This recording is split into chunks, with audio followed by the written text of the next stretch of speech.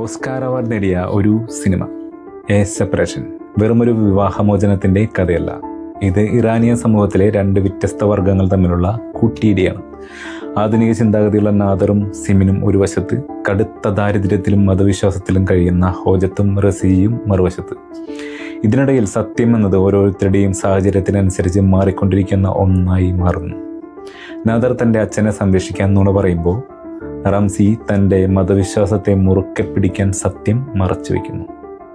ഇവിടെ വില്ലന്മാരില്ല, സാഹചര്യങ്ങൾ സൃഷ്ടിക്കുന്ന ഇരകൾ മാത്രമേ ഉള്ളൂ.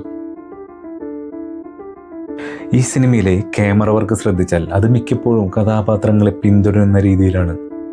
അത് പ്രേക്ഷകർക്ക് ആ വീടിനുള്ളിലെ ശ്വാസം മുട്ടിക്കുന്ന അന്തരീക്ഷം നേരിട്ട് അനുഭവിക്കാൻ സഹായിക്കുന്നു. സിനിമയുടെ തുടക്കത്തിലും ഒടുക്കത്തിലും വരുന്ന ഗ്ലാസ് ഡോറുകളും ജനലുകളും കഥാപാത്രങ്ങൾക്കിടയിലെ വേർതിരിവിനെ നിശബ്ദമായി കാണിച്ചു തരുന്നു. സംഭാഷണങ്ങളില്ലാത്ത ആ അവസാന രംഗം കോടതിയുടെ ഇടനാഴിയിൽ ഇരുവശത്തുമായി നിൽക്കുന്ന നാദറും സിമിനും അവരുടെ ജീവിതത്തിലെ വലിയൊരു ശൂന്യതയാണ് അടയാളപ്പെടുത്തുന്നത്. അസർ ഫർഹാദിയുടെ തിരക്കഥ ഒരു പസിൽ പോലെയാണ്.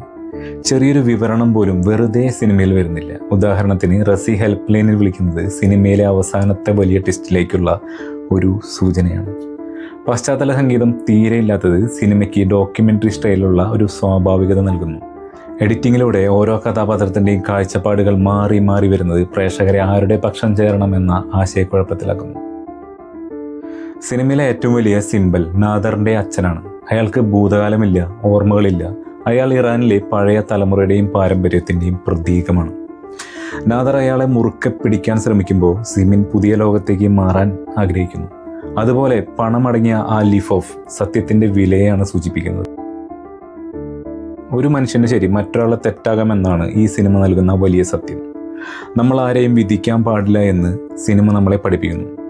അവസാന നിമിഷം തെർമയുടെ തീരുമാനം എന്താണെന്ന് കാണിക്കാത്തത് ആ വേദന ഓരോ പ്രേക്ഷകനും സ്വന്തം ഉള്ളിൽ അനുഭവിക്കട്ടെ എന്ന് സംവിധായകൻ ആഗ്രഹിച്ചതുകൊണ്ടാണ്. ഈ സിനിമയുടെ മുഴുവൻ കഥയും അറിയാൻ ആഗ്രഹിക്കുന്നവർക്കായി ലിങ്ക് ഡിസ്ക്രിപ്ഷനിൽ നൽകിയിട്ടുണ്ട്. അപ്പോൾ വീണ്ടും കാണാം. നന്ദി, നമസ്കാരം.